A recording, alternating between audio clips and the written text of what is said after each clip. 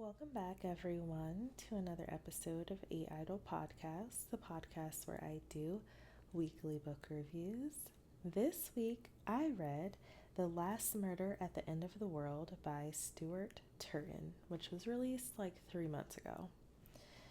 So, imagine holes just open up everywhere on the face of the earth, and out of these gigantic holes comes a fog. And the fog basically kills everyone. So that's the predicament that some of our characters were in several decades before the beginning of this book. Now, to kind of counteract that effect on the rest of the world, some scientists that were studying and practicing in Blackheath Institute on this specific island invited survivors of the fog to come wait it out at this particular, I don't know what to call it, science location, right? Now, when I say invited those survivors, I mean those that were able to afford it. Because you can imagine at this point, it's the end of the world. You know, just regular people aren't catching this invite, but that's a minor detail here. But just so we're all clear here. Now, at the beginning, 117 scientists were in Blackheath. I don't know how many survivors ended up showing up, but when we get there, all of those humans that arrived are basically locked in some type of a cryo sleep state down in the lab, and the lab is actually underground. It's built into an old nuclear bunker. So these humans are locked down there because the fog somehow infiltrated the lab, but the humans are okay, but they're just in this state, no one can get to them. So that's where we're at the start of this book here. And then we have some villagers that live above, the laboratory, and they live on this island. Now, the entire island is protected by some type of technology that blocks the fog. So their daily lives are centered around maintaining the island and basically following all of the rules set forth by the last 3 remaining scientists. Now, the head scientist is actually 109 years old, so you have to kind of dig into your imagination here, because in this story, the scientists, they age slower. They also never get sick, and they're basically treated as gods because they have developed, this technology, and they're the saviors of humanity. So there's only 3 left. The most important one is the head scientist, the leader, you could say, and we're going to call her Naima. Her name is wait, hold on, let me make sure I get this right. Her name is Niema, but frequently I pronounce characters' names wrong.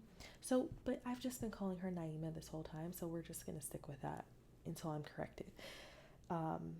So basically, she is the head honcho, and these villagers treat her as though they owe their lives to her, because they kind of do, and we go from there. So that's the situation at the beginning. Now, where the good stuff comes into play, obviously this is a murder mystery, so somebody dies. What happens when that specific person dies is that the fail-safes that were keeping the island safe from the fog are switched. So now the fog is encroaching upon the island, and it's put forth to the remaining villagers that the only way to stop the fog from engulfing the island and killing the rest of humanity is to solve this murder. That's where we're at with this here. Now, a few background things here. So, of course, they're on the island, like I said. Blackheath Institute lab is built underground, but they cannot access it at this point. But there's also a lighthouse on the island. There's a cauldron. The village itself is enclosed in a wall on the island, so they all kind of live in barracks in that encampment. And then there's also farmlands, which comes into play probably about like a third of the way through the book, they grow all of their own food and they also have animals.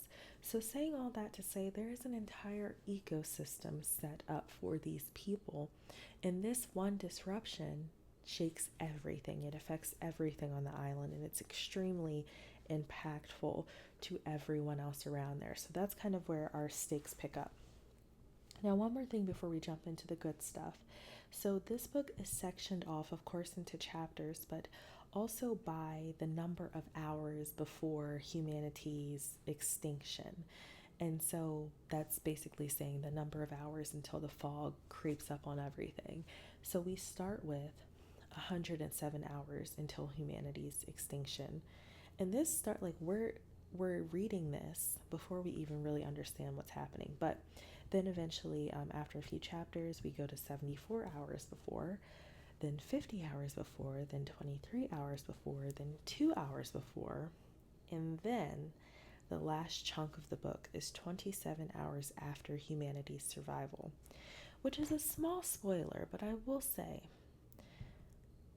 the definition of humanity is really going to be the big spoiler there for you. So something does survive, but you got to read the book to figure out what actually survives. So we're going in chronological order here over a few days. Now,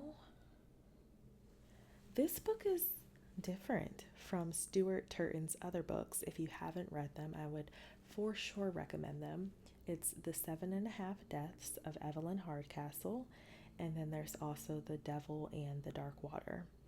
Both outstanding, both thrilling mysteries. You could say murder mystery, kind of debatable on some of those, but this one is completely different because it's dystopian. It's a dystopian murder mystery. So what that means is we have an entirely different world here that we're not familiar with. Because even, let's say, you can say, okay, well, this actually takes place like 200 years from now, but still, like, we don't understand the concepts of this fog because it's, not a thing. So when you have a dystopian piece, part of the pull is that it builds up an entirely different world, and it tells you the rules of that world. It tells you the functions of certain things. It explains why some things are not done that way anymore, or some things are just deemed extinct and all this other stuff. So that's pretty fun. And I have to say, a lot of this book reminded me of the early 2010s when I was reading stuff like the Divergent series or the Hunger Games series or The Giver. I don't know if that was a book. I know it was a film, but all of this where you have this new world that rose up from whatever event happened, and there's leadership, there's someone that's placed rules around whoever's left the civilization and said, you can't break these rules because if you do, bad things will happen. And that's where we're at here with this one. So just imagine, take yourself back to when you were first reading Divergent and how like foreign some of that felt. And then also as you read through the rest of the series and you realized just how small that world actually was, because come to find out there's much more to it than that, but we'll get into it. Now,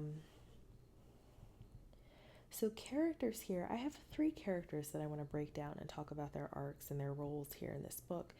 However, there's a plethora of characters in this book, and he also gives you at the very beginning a list of maybe like 10 to 15 characters that play a role in saving humanity or dooming humanity, or basically just pointing out who is who. So he gives you the map to understand who the 3 scientists are, what their relationships may be to each other, who the core investigators are, which I'll touch on one of them in a moment, and also who just like he points out that there's a new villager that comes into play very kind of late into the story and not as impactful until the very end.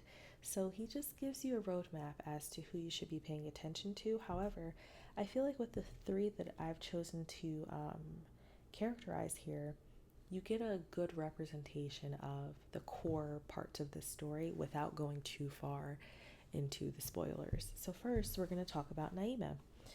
So again, she's the head scientist. She is an elder. So they either use scientist or elder to kind of differentiate between the three. She's 109 years old. Her function, she created Abby. So she created this thing. I'll break it down in a second, but she's also one of the main builders of Blackheath itself prior to the fog. So she's been here. She's also been a prestigious scientist when Blackheath was up and running, and we find out a little bit more about her background prior to the fog as the story goes on. But just understanding that she is the mastermind behind what should be humanity's return to Earth. So everyone, including the other scientists, have their eggs in her basket. They're banking on her figuring out a way to fix everything. And I have to say also, throughout the book, it's alluded to the fact that she probably is extremely capable of making that happen. Now, why that hasn't happened yet, and it's been 90 years, it gets a little fuzzy, but it's alluded to the fact that she can save everyone because she's that brilliant. Her motivations, through her own words, she wants to rid the world of humanity's selfishness, greed, and impulse towards violence and deliver the utopia.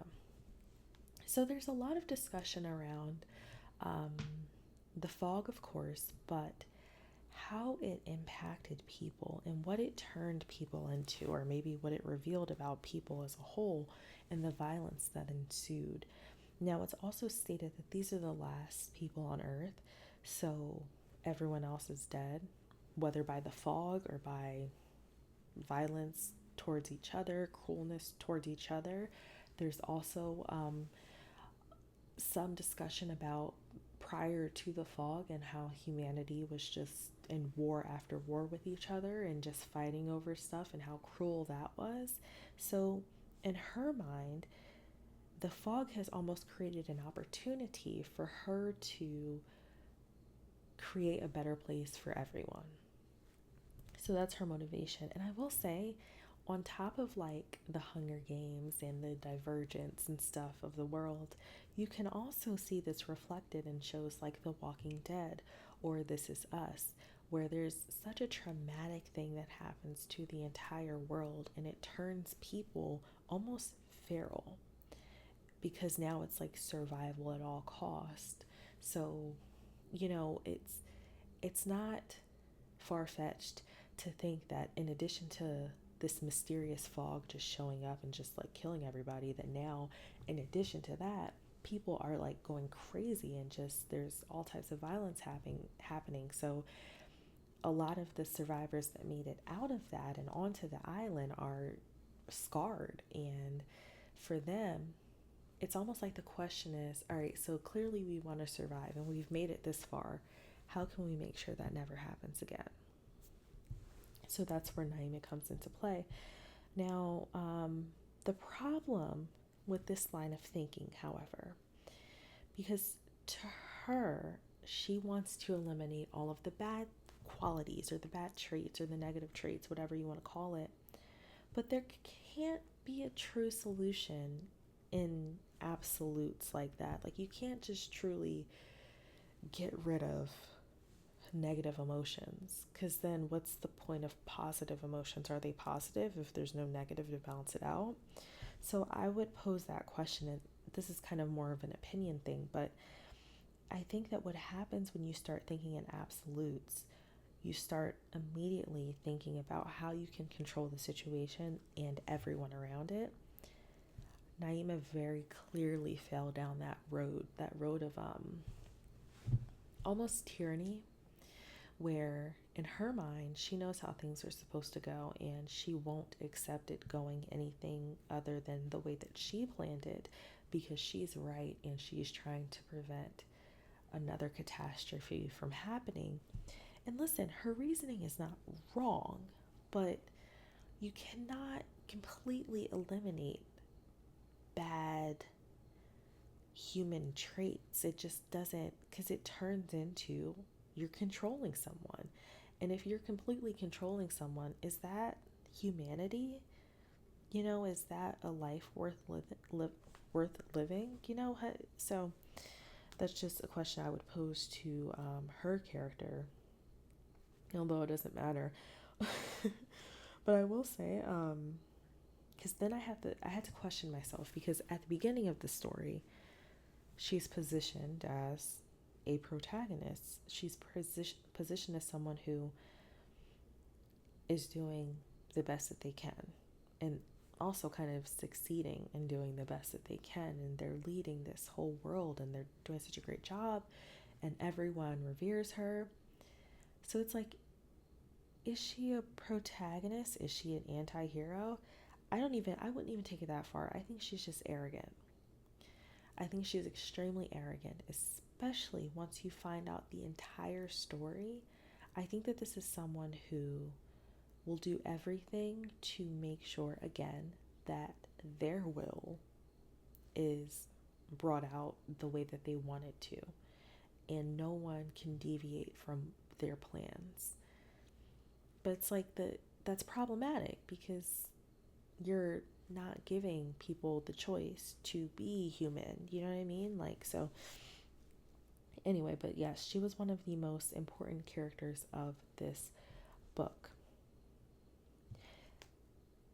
Now, the next person, this is a slight spoiler as well. So Abby stands for Artificial Biological Intelligence. Now, there are several movies, several films, a few books written about this. We all know how this is finna go down, okay? But let's just break it down for a little bit. A quote to describe Abby: "The village is the key. Humans must be protected." We've heard this before, okay? We've heard this before. So that's the core, I think, competency of what Abby is here for. The purpose is to, at the very beginning of one of the villagers' lives, introduce the notion that the elders are not to be questioned. In fact, they take one of Abby's scriptures, they take one of Abby's statements as being sort of a scripture. And it goes like this: "The elders are wise and kind and fair and entirely without flaw. Do not question them." This is something that Abby says so consistently that the villagers will repeat it if it's ever brought up. Now, let me also just say this here. Anytime someone tells you that something or someone is without flaw,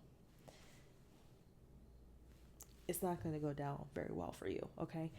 Anytime someone tries to purport something as being without a flaw, that is a flaw in itself. It's not possible. That's not how life works. That's not how the world works. That is also not how artificial intelligence works. But because the problem is, when you have one of your core competencies being the village is the key, humans must be protected. Protected from what? Because what happens when they need to be protected from themselves? We've seen several films on this. We know how this goes down, okay? The Matrix. Come on. But in addition to this,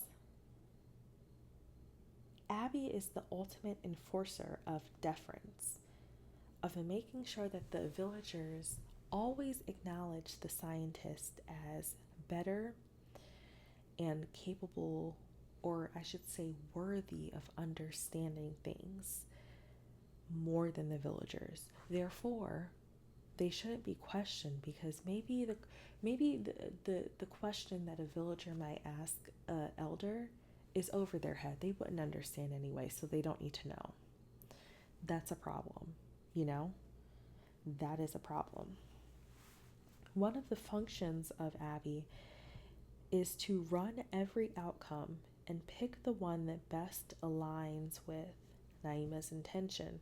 So again, Abby was created by Naima. So, what they want and need and see for the village in the future, it runs concurrent, with each other. She said at one point to Emery, I believe, "I don't see the future. I map probabilities," which is an important distinction. It shows that she's analytical. It also shows that she could be so calculating that she becomes cold. On the other hand, because Abby is with the villagers as soon as they come to the village when they're children, she serves as a comfort for them at some points. She serves as someone who directs them to actually physically move in certain ways, or just how to maybe control their emotions, or maybe prod them into doing X, Y, and Z. So in a way, it's like she's a nurturer, but that's not really what she's there for. That's not her main thing here. Another function that she does have, which is extremely important, and we don't know that until maybe 2/3 of the way through the book. Abby can possess villagers' bodies unless they have a neurodegenerative condition. So, of course, she's speaking to everyone through the brain. So, if someone has like some type of condition that severs one of those connections, she's not able to possess them, or sometimes even just hear them speak. But she has the ability to take control of one of the villagers' bodies physically. That's extremely important, but you won't see the importance until you're into the book a good way. And one last quote under function that I would like to share with everyone is that Abby at one point says, "People will die tonight, but they can be replaced. I've done it before. The only thing that matters is the machine." This is what happens when you put artificial intelligence in charge of humanity. Come on. All right, and a couple quirks about Abby here. She does not tolerate the word murder. She doesn't like when the villagers use it in a sentence. They actually really don't know what it is, really, because it hadn't happened since before the fog. And the villagers weren't even around for that. So it's just interesting that Abby does not like any talk surrounding murder. She doesn't want it alluded to. It makes her uncomfortable. Therefore, she tries to stir the villagers away from that terminology. She also has said, I believe this was to Emery, I believe in the very beginning, "You know everything you need to know to be happy." So Abby wants you to be happy, as long as your happiness aligns with her plan. So let's get to Emery. Emery is an inquisitive villager, and that's an important distinction because, again, the villagers are conditioned and sculpted and made to be, I was going to say defiant, that's the opposite. They are made to be submissive almost to the elders and the scientists. They are made to follow. And that's just how it is. It's how they're raised. And with their first memories being Abby speaking to them, that's what I mean when I say conditioned. They are conditioned to be this way and behave this way. So Emery being one of the ones that always asks the questions, and she's always confused about things, and she never gets all of the answers that she needs. That's important because it moves the plot along, because no one else would question an elder. No one else would question Abby except for Emery. And this is something that also can be found in a lot of dystopian pieces, because you always need that one character that is almost an outcast in their society, but they point out the cracks in the status quo. They point out the wrongs so they can kind of get things jumping and say, like, what's going on here? Or why do we do things this way? Or maybe that sounds a little suspicious. Are we sure we're doing this the right way? That's Emery here. And she's also kind of like the chosen one. She's the one that is tasked with solving that murder that is going to save everyone. So again, this is a necessary character type for dystopian type pieces, because after the author has built that world up and showed us the new status quo and showed us how things now work and why they work this way, because they don't want a repeat of whatever disaster happened, then a character like this is introduced to break it all down. And that's what we need to move the plot forward, to make it interesting, and to uncover some secrets. She's also described as being psychologically averse to lies and secrets.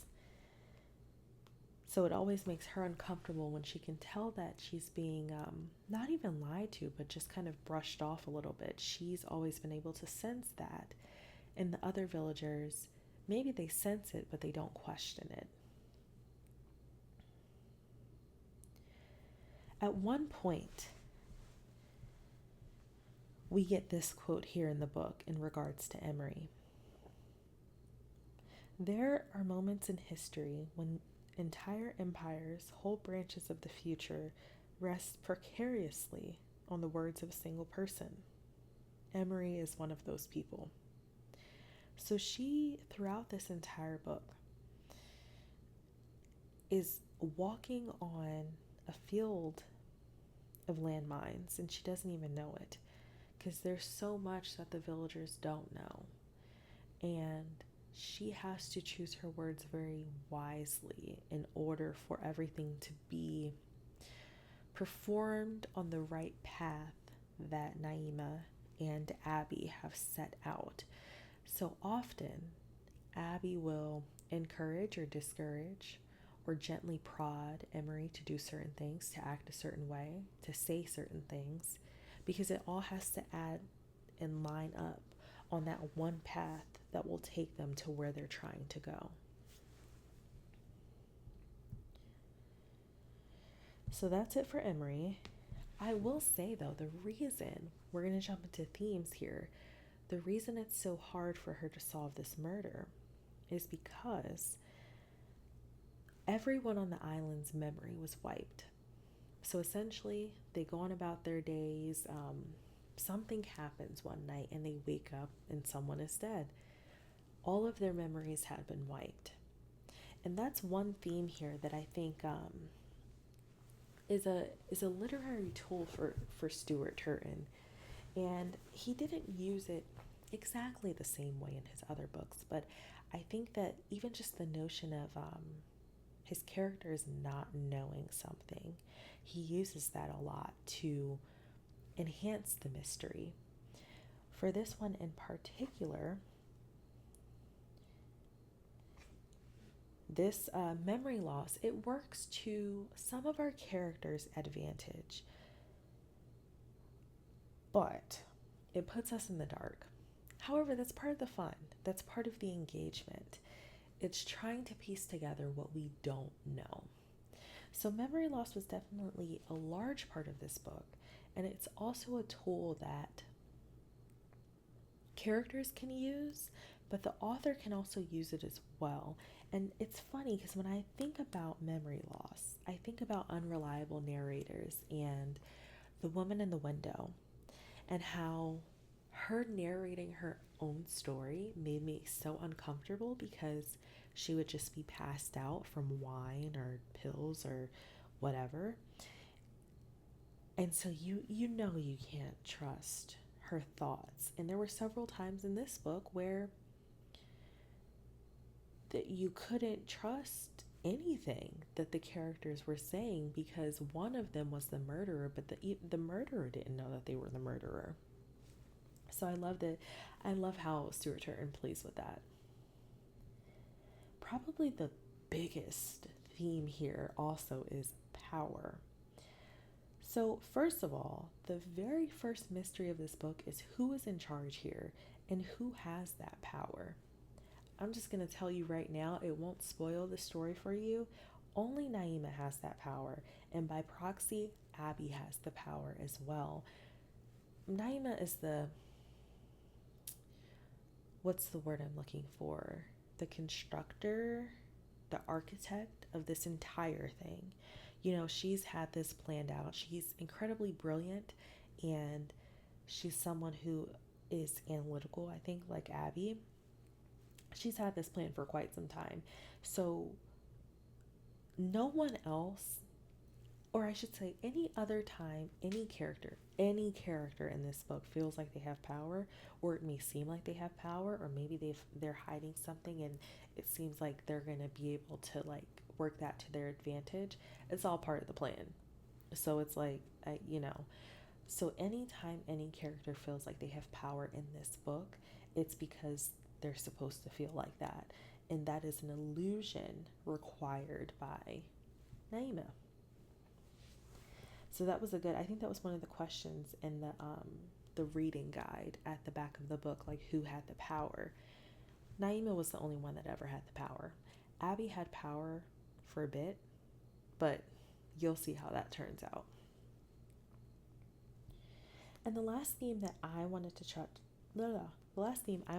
on was death.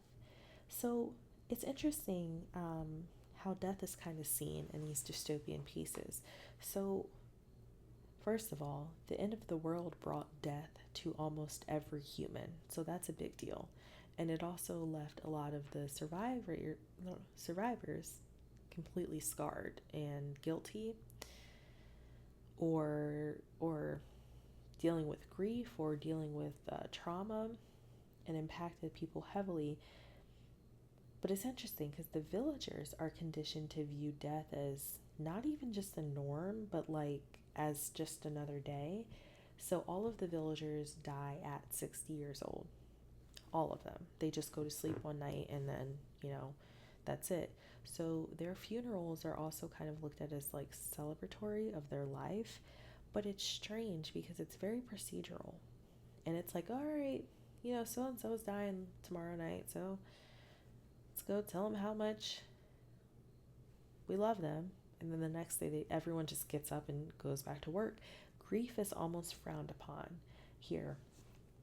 But it's interesting because death is something that everyone seems to be on edge about. But when someone actually dies, it's like, okay. It's a little strange. So I called it efficiency mourning. It's like, it's very quick. But it's like at least they're celebrating, I guess. I don't know. But every character in their actions is in reaction to death. So overall, like the looming threat of the extinction of humanity, but also like the singular deaths that happen in this book really propel the characters forward. So death is for sure a big part of this. Obviously, it's a murder mystery. Come on. Okay, last thing before the review, writing style. I will tell anyone that listens that Stuart Turton has a very unique way of dealing with perspectives and timelines and playing with the perception of time and just how things are viewed. And he does it very well. And he did it differently in this book. I feel like with the 7.5 Deaths of Evelyn Hardcastle, it was more about one event being experienced by different people around that event. So it's the same event. The event, or even just the conversations, never change. It's just how different people experience it. With The Devil in the Dark Water, I think that was more about perception and how you may take something that you saw and just run off in your head with a theory or something like that. And with this one, it was more about just a lack of knowing. And it was so thrilling to know that the murderer didn't even know that they were the murderer. So it's not like you can really hide much. So everything was up for grabs. So that was great. I really enjoyed reading it, and I honestly did not guess who the murderer was. And every time a new person would be introduced with like a motive, I got it wrong every time. Like I didn't suspect the people that were actually suspected, and I definitely didn't get the right answer at the end. But what are you gonna do? Now, in addition to him playing with the timelines and just the perspective, um, just so you guys know when you start reading, anytime the narration says I do this, I do that, that's Abby speaking, probably more than likely. Or you're just in a third person, you're just watching someone else's life and you're following various characters. Towards the end of the book, you're really only flipping between a couple of them, two or three of them. But at the beginning, you are following various different characters and their lives in the village, and it's all important because you have to understand the norm to understand what's broken, and then furthermore, why it was broken, if that makes sense. And one more thing about perspective and narration. So Abby is all knowing, but Abby is also extremely biased. So part of the mystery is figuring out what the intention behind her actions are. And she'll like come out and say a few times that like I need things to go this way. Like I don't really care about how you're feeling or if you're going to survive or not, that I need things to go the way they're supposed to go. So she's clearly admitting her bias. So you know that you probably can't trust her narration either. And I did not trust Homegirl at all. Homegirl, she's artificial intelligence, but whatever. Last thing about writing style that I want to talk about. So for me, when I find a book that was good to read, it's usually because it was engaging. It's usually because it was interesting. For me, the engagement starts with the smaller mysteries. So for example, when you first start reading this book, you're like, they start talking about deaths and people dying, the villagers dying at like 6 years old. But it's like, how are people dying if this is so high tech and you guys have stopped this fog and you've done X, Y, and Z? How and why are people dying? Which is a valid question. Or you have a question about like, where are the kids coming from? Because the kids show up in the village at 8 years old, and they always show up to replace whoever passed on their 60th birthday. And then you start questioning, okay, why do they show up at 8 and they have to die at 60? What is that all about? Or when we first hear Abby starts talking with zero introduction, which is a direct reflection of how she would enter the minds of one of the villagers. But you have to figure out, who is this? Why are they here? Do they see everything? Do they hear everything? These little mysteries keep the reader engaged, and that's just like a fraction of the mysteries in this book. But by kind of crumbling those along the way, you keep the reader engaged, because now we need to know the answers to those questions. And even once you get those answers, you get more questions, because when you find out, for example, why the characters or the villagers die at 60, now you want to know, okay, so who set that up and why? You know? Or the stakes, which is a very normal thing that any good book should have. With a dystopian, though, the stakes are now not just about this community and how they're going to survive, it's about humanity. So if they fail to solve this murder, everybody's going to die. So that picks up the pace, and it picks up the pressure for the characters and also for the reader to figure out what's going on. And then lastly, so for the inciting incident, usually with inciting incidents, it's whatever catapults the plot up. And I think there's two answers to what is the inciting incident in this book. And this may just be like me as a reader and then being in the story what the actual incident was. But I feel like the fog was the ultimate, like, that was the spark. Boom. But then with the death of one of the people in the village, I won't give it away, that was the ultimate event that just picked things up, because they wake up, this person is dead. Now we got to figure out what the heck is going on and how we're going to fix it. And it just goes from there. So it's very possible to write a good murder mystery, but Stuart Turton just does it the best.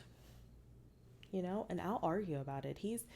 Him releasing another solid book. This is his third solid book that is very, very good, very well written, and very entertaining. He ain't nobody messing with him at this point, okay? We could argue about it if we want to, but that's my review. It was great. It was great. I really enjoyed it. I'm going to read it again.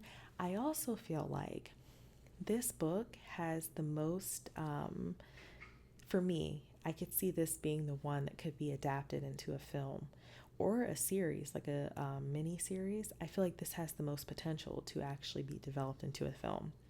With the 7.5 Deaths of Evelyn Hardcastle, I think it would take a screenwriter, someone who is actually invested in the story and seeing it told the way that he actually wrote it, to get that adapted appropriately. The Devil in the Dark Water could totally be a film, but I do think that this has the potential to bring back the dystopian era types of films. So I think that it would be great. I do, and I think that they could do it. I could see it with my eyes. Now, I did want to point out a couple of Easter eggs, and I did read in the back of the book, I think the segment was called Talking with the Author or whatever, where it was just questions and answers from Stuart Turton, and he talked about how he's not crazy about writing series. Like, he doesn't want to keep writing like a sequel to 7.5 Deaths of Evelyn Hardcastle.